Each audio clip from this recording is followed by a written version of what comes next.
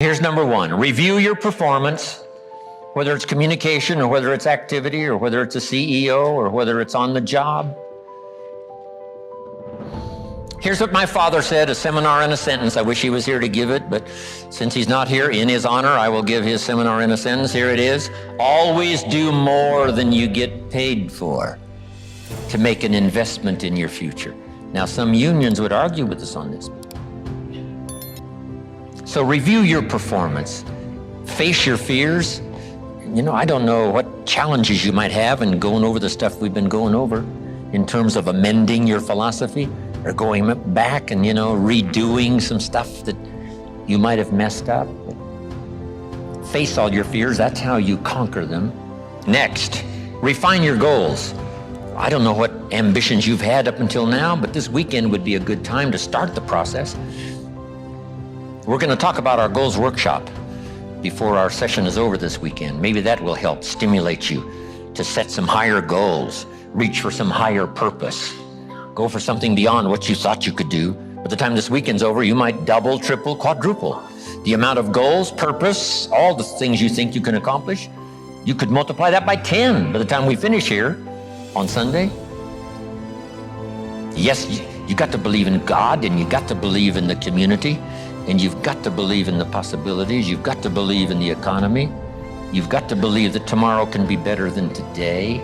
But here's the big one. Believe in yourself. There isn't a skill you can't learn. There isn't a discipline you can't try.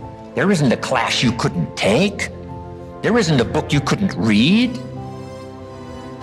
If it's written in some other language, you just get it translated and read it.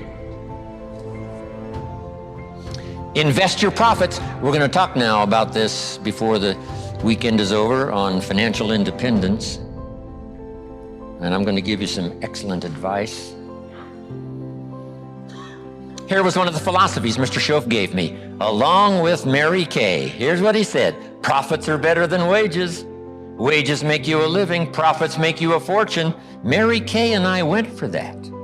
Wow. Could we start earning profits while we're making a living? The answer is yes. Protect your family. These are troublesome times. Not that they haven't been troublesome times for 6,000 years. At school, troublesome times. If you just work on a job, find the best place where you can serve well. And sure enough, they'll ask you to occupy a better place.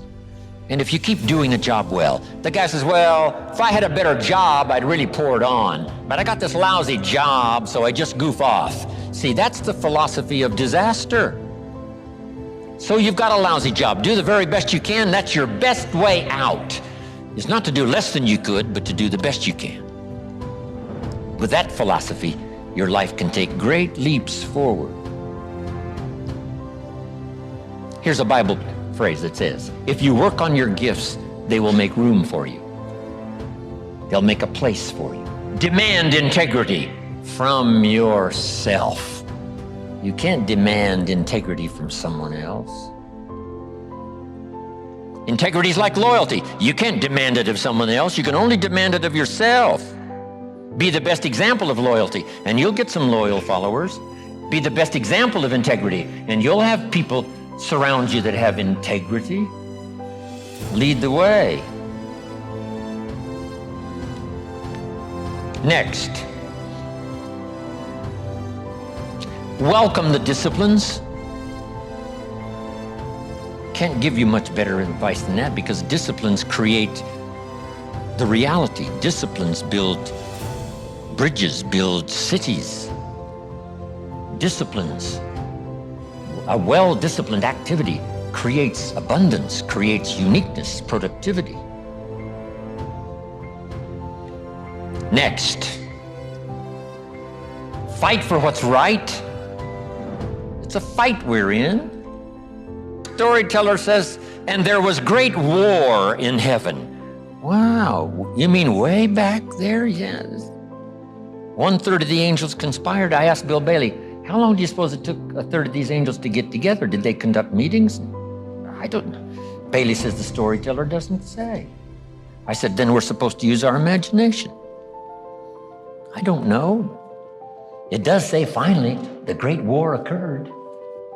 And the 2/3 prevailed and the 1/3 lost. One of the writers of later scripture, here's what he said: I fought a good fight. See, that's extraordinary to be able to say. I fought for my kids, and I fought for what was right, and I fought for my good health, and I fought to protect my company, and I fought for a good career that would bless my family. I fought a good fight. It's good to fight. The encroachment, opposites are in conflict, and we're in the middle. And if you want something valuable, you got to fight for it.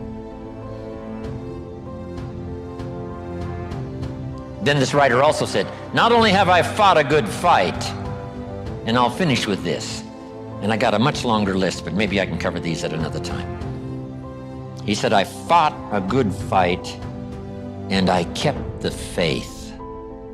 See, that's the deal. Keep faith with your family. Fight like crazy and keep faith. Fight the enemy and keep faith. Fight illness and keep faith. Fight the evil and keep faith. I can't give you much better advice.